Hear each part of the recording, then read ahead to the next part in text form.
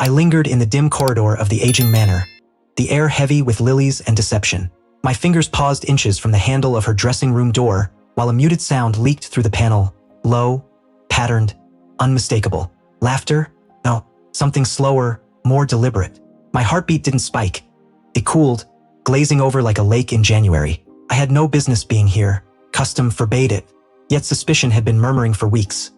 Unanswered calls, the way her gaze slipped aside when I spoke about our life ahead. I eased the handle down, careful, the hinges complaining just enough to announce my presence. There she was, Sarah, my fiancée, caught between them, Mark, my closest friend, and Jake, the familiar ghost from our college years. Limbs knotted across the velvet chaise. Her ivory dress was bunched high, veil ruined before it ever mattered. She jerked upright, eyes blown wide in a performance of shock. Get out. You're not supposed to see the bride before the ceremony. Her words cut sharp, but fear flickered beneath. The room locked still. Mark scrambled, tugging at his trousers. Jake only smiled, smug, like he'd scored a point.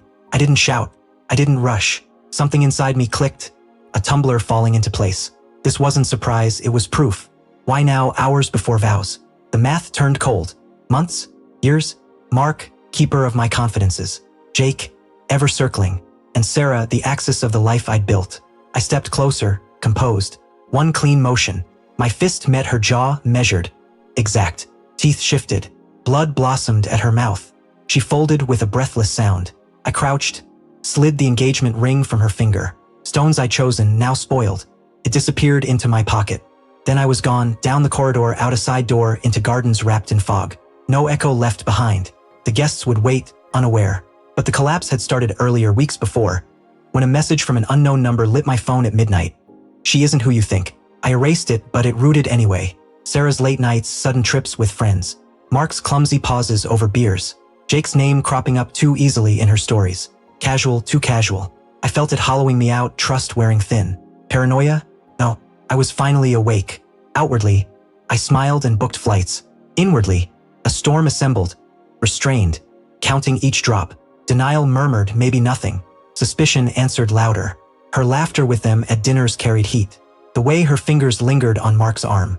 I spent nights staring at the ceiling, assembling fragments. Betrayal doesn't explode. It seeps. I needed certainty, not for her, for myself. Either quiet the doubt or confirm the blade. I began carefully, her phone charging while she showered. I mirrored it silently using an app I'd studied in sleepless hours. Messages poured in, teasing with Mark, graphic plans with Jake. Can't wait for the big day, one said. The irony cut deep. Still, I waited. At the rehearsal dinner, I watched the looks, the shared grins. My face stayed pleasant, groom perfect. Inside, anger simmered, flash frozen by planning. I hired a private investigator, cash, discreet. The photos came in a plain envelope. Hotels, idling cars, tangled bodies. I held steady, let the pressure mount. Every, I love you, from her tasted like corrosion. I kissed her forehead, nodded, mapped my exit. No need for DNA here. Trust paternity was already shattered. I checked our accounts.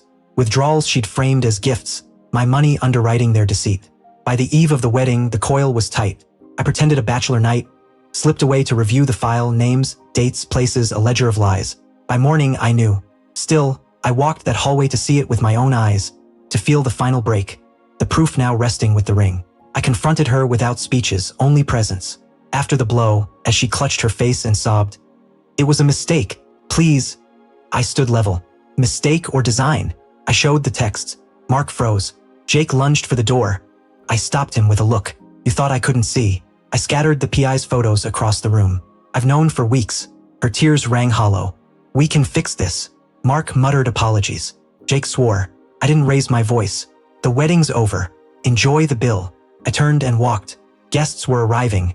I dissolved into them, then vanished. Phone dark. A new life ahead.